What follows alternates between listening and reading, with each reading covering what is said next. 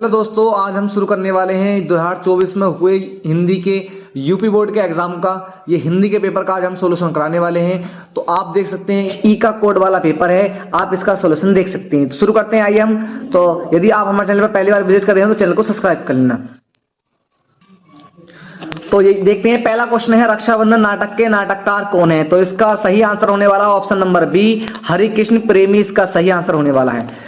तो आप दूसरे क्वेश्चन पर आते हैं। दूसरा क्वेश्चन है रामधारी सिंह दिनकर की रचना कौन सी है। चार ऑप्शन यहाँ पर दे रखे थे, तो हमारा इसमें सही ऑप्शन हो जाएगा संस्कृति के 4 अध्याय। यहाँ पर रामधारी सिंह दिनकर की रचना है। इस पर ही इन्हें साहित्य अकादमी पुरस्कार भी मिला था। अब बात करते हैं हम राग दरबारी रचना के उपन्यासकार कौन है। तो इसमें हमारा तीसरे का सही आंसर हो जाएगा श्री लाल शुक्ल जी। यहाँ पर ऑप्शन नंबर 20 का बिल्कुल करेक्ट हो जाएगा। अब बात करते हैं हम क्वेश्चन नंबर 4 की। क्वेश्चन नंबर 4 में था शुक्ल युग के अन्य नाम कौन से हैं।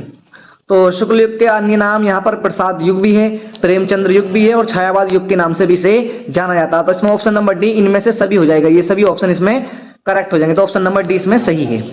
अब आते हैं क्वेश्चन नंबर 5, विष्णु प्रभाकर किस युग के कहानीकार हैं। तो विष्णु प्रभाकर आधुनिक युग के कहानीकार कहे जाते हैं। तो इसमें आप ऑप्शन नंबर डी यहाँ पर अपना करेक्ट कर सकते हैं, क्योंकि आधुनिक युग यहाँ पर कहीं भी नहीं दे रखा है ऑप्शन में। अब बात करते हैं हम क्वेश्चन नंबर 6 की। भाव विलास के रचनाकार कौन है। इसे बहुत सारे ऑप्शन गलत करते हैं बच्चे। इसका सही ऑप्शन हो जाएगा देव, ना कि केशवदास। केशवदास बहुत सारे बच्चे लगाते हैं इसका, लेकिन यहाँ पर देव इसका ऑप्शन नंबर भी बिल्कुल सही हो जाएगा। अब बात करते हैं क्वेश्चन नंबर 7 की। प्रयोगवादी काव्य की विशेषता कौन सी है। तो प्रयोगवादी काव्य की विशेषता ऑप्शन नंबर बी बिल्कुल सही हो जाएगा, रूढ़ियों के प्रति विद्रोह। बिल्कुल। अब क्वेश्चन नंबर 8 की बात करते हैं। तो क्वेश्चन नंबर 8 हो जाएगा काव्य के प्रति एवं रचना शैली के आधार पर रीतिकाल की कितनी धाराएं स्वीकार की गई हैं। तो यहाँ पर बिल्कुल ऑप्शन नंबर सी सही हो जाएगा। 3 काव्य धाराएं यहाँ पर मतलब माननीय है, यहाँ पर मानी स्वीकार की गई हैं।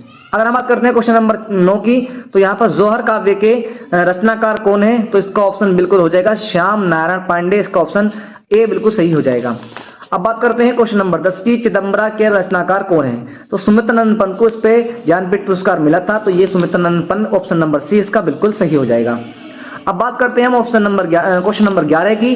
पुनि पुनि मुनि ओक्सही अकुलाही देही दशा हर गान मुस्काई। इसमें कौन सा रस है ये बताना था इसमें। तो यहाँ पर हास्य रस हो जाएगा। इन पंक्तियों को पढ़ने के बाद में हास्य की यहाँ पर भावना उत्पन्न होती है। अब बात करते हैं हम क्वेश्चन नंबर 12 की। क्वेश्चन नंबर 12 में पूछा था आहुति सी गिर पड़ी चिता पर चमक उठी ज्वाला सी। इसमें कौन सा अलंकार है। तो यहाँ पर सी वर्ड की यहाँ पर उत्पत्ति, मतलब ये सी वर्ड जहां पर भी आता है या के समान यहाँ पर आता है, तो यहाँ पर उपमा अलंकार यहाँ पर देखने को मिलता है। तो 12वें का ऑप्शन नंबर बी यहाँ पर सही हो जाएगा। अब बात करते हैं क्वेश्चन नंबर 13 की।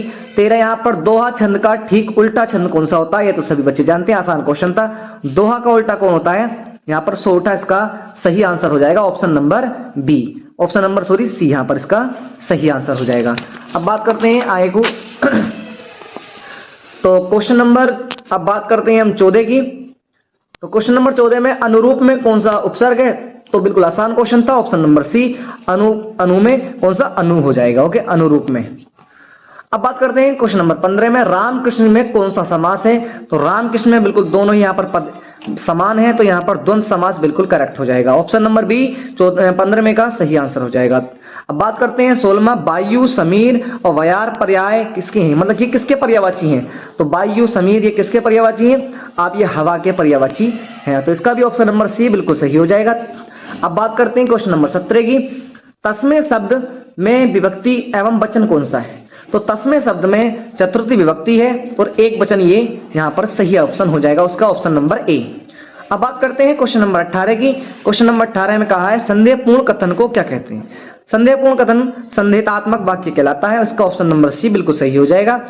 अब बात करते हैं क्वेश्चन नंबर 19 की। क्वेश्चन नंबर 19 में मैं पत्र लिखूंगा वाक्य में कर्म वाच्य में परिवर्तित कीजिए। जैसे कि आप जानते हैं बातचीत 3 प्रकार के होते हैं। तो कर्म वाच्य में पूछा है, तो कर्म वाच्य की सिंपल पहचान है, उसमें के द्वारा आता है। तो मेरे द्वारा पत्र लिखा जाएगा, ऑप्शन नंबर ए इसका बिल्कुल सही ऑप्शन हो जाएगा। अब बात आती है क्वेश्चन नंबर 20 की। स्थानवाचक क्रिया विशेषण कौन सा है। क्रिया विशेषण पूछा है, वो भी स्थानवाचक। तो स्थान को कौन सा प्रदर्शित करता है। प्रतिदिन ये तो काल को, प्रतिदिन ये तो समय को बताता है, जबकि बहुत ये तो परिणाम को बताता है, ये सर्वनाम को बताता है, जिसका ऑप्शन नंबर हो जाएगा बी ऑप्शन बिल्कुल सही हो जाएगा, आसपास ये स्थान को बताता है, तो इसका ऑप्शन नंबर बी बिल्कुल करेक्ट हो जाएगा। आय को अब मैं दिखाता हूं, यहाँ पर आप देख सकते हैं, अगर आप ये वीडियो कुछ समय बाद देख रहे हैं तो आप देख सकते हैं कि इस प्रकार से ये क्वेश्चन पूछे जाते हैं। तो अगर मैं बात करूं अब गद्यांश पर आधारित कुछ प्रश्नों के उत्तर यहाँ पर देने होते हैं, तो इसमें यहाँ पर ये पूछा गया था मानव सदा से ही अज्ञात, इस प्रकार से ये वाला क्वेश्चन यहाँ पर पूछा गया था। इसमें ये यहाँ पर एक गद्यांश दिया था, इसका आंसर को देना था। तो यहाँ पर ये चंदा पर चैप्टर जो है हमारा पानी पे चंदा, चंदा पे आदमी, वो क्वेश्चन है चैप्टर है, उसका यहाँ पर ये लिया गया है। एक नीचे यहाँ पर दोनों में से एक करना होता है, या तो ऊपर वाला कर सकते हैं आप, या नीचे वाला कर सकते हैं। तो हिंदी में प्रगतिशील साहित्य का निर्माण हो रहा है, उसके ये जो लिया गया है आप यहाँ पर देख सकते हैं, पहचाने दूर पे ढोल, मतलब क्या लिखूं चैप्टर से ये यहाँ पर लिया गया है। तो इन दोनों में से कोई आप एक कर सकते थे। अब अगर हम बात करें आय को, तो अब आय को देख सकते हैं यहाँ पर। उसके बाद में क्वेश्चन नंबर 2 में यहाँ पर पद्यांश एक, तो इन दोनों पद्यांशों में से आप एक कर सकते हैं, या चरण कमल बंधु हरिवाई वाला कर लो, या फिर आप यहाँ पर इसमें कर सकते हैं अगर धीरे चलो। तो इन दोनों में से आप एक करके आप नंबर इनके क्वेश्चनों के आंसर दे सकते हैं।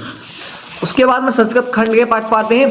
तो संस्कृत खंड में यहाँ पर पूछा गया था क्या इनका संदर्भ भी लिखना था और इनका अनुवाद भी करना था।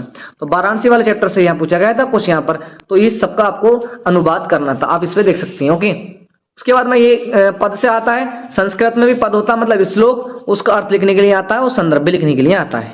तो आप यहाँ पर इसका कर सकते हैं नीट सिर विवेक वाला, या आप नीचे वाले का सार्थे वाला कर सकते थे। ओके, तो इन दोनों में से आपको एक करना था।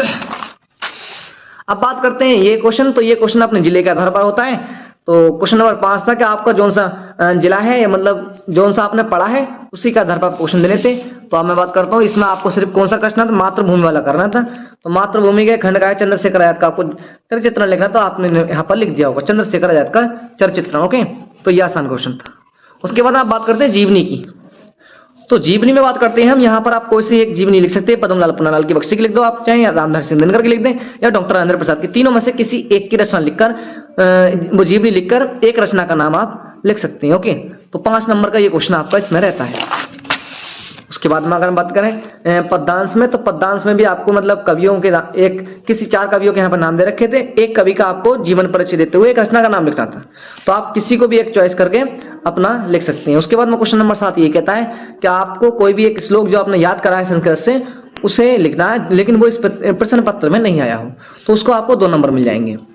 उसके बाद में आपको यहाँ पर एक पत्र लिखना है, चाहे ऊपर वाले में से लिख दो या नीचे वाले में से कोई सा एक में से, चाहे आपने मोहल्ले गलियों में जो सफाई के लिए लिख दो, चाहे आप अपने चचेरे भाई की बधाई करने के लिए, बधाई के लिए, इसमें तो दोनों में से आप कोई सा एक कर सकते हैं, देख सकते हैं।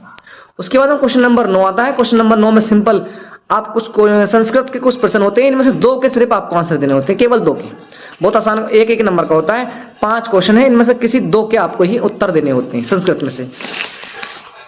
उसके बाद में लास्ट क्वेश्चन है। लास्ट में क्या है, आपको एक निबंध लिखना होता है किसी एक विषय पर, चाहे आप इस बार लिख दो, मतलब 5 विषय दे रखे होते हैं, 5 टॉपिक, आपको सिर्फ एक चॉइस करके उसे आपको लिखना होता है। ये 7 नंबर का आपका क्वेश्चन होता है, तो आप इसमें से इसे लिख सकते हैं। तो कैसा लगा आपको ये पेपर? अगर वीडियो अच्छी लगी तो वीडियो को लाइक करना, अगर आप हमारे चैनल पर पहली बार विजिट करे हो तो चैनल को सब्सक्राइब कर लेना। जय हिंद, जय भारत।